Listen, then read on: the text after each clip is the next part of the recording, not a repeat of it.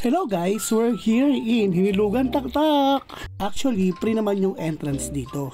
At wala ka namang babayaran kahit na piso. Meron lang siyang registration form kung saan mag-register ka at pwede ka na pumasok ka agad. Tapos and then, medyo mahaba-habang lalakarin mo. Sobrang haba kasing haba ng paghihintay mo sa jowa mo. Char!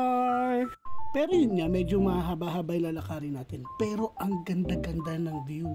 Maraming mga trees and then marami na rin nagpupunta. Actually, dinadayo din naman siya. From Cubao, sasakay ka lang naman ng jeep from Antipolo. And then pagdating mo na Antipolo, pwede ka naman mag-ride ng tricycle or pwede mo naman ding lakarin. Actually, malapit na lang din naman siya.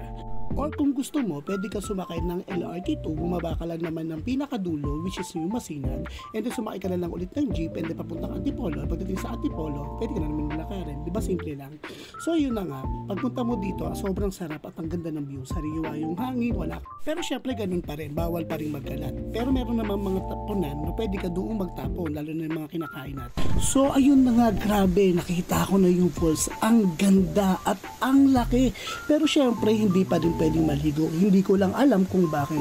Siguro maganda na rin yun para at least maiwasan yung mga dumi at para hindi na rin mababo yung kalikasan natin. Sayang din naman, di ba?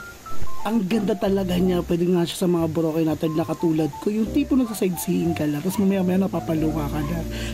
Charis. And then sa kanan niya, makikita niyo yung climbing wall. Hindi ko lang alam, hindi ko na rin tinanong. Kasi nga diba Boracay natin nga ako. So ang gusto ko lang talaga makikita yung falls. And yes, may bayad siya. Kaya na lang magtanong kung magkano. Actually, hindi ko na rin talaga tinanong. Kasi nga diba, that time no, umiiyak ako. At gusto ko nang tumalon dahil sa pag-ibig. Libre naman yung swimming pool doon. Wala namang babayaran. Pero syempre, tulad pa rin ng dati, kailangan meron ka mga proper na sinusuot sa pagliligo ng swimming pool nila. So yun lang, sana magustuhan niyo yung video. Thanks!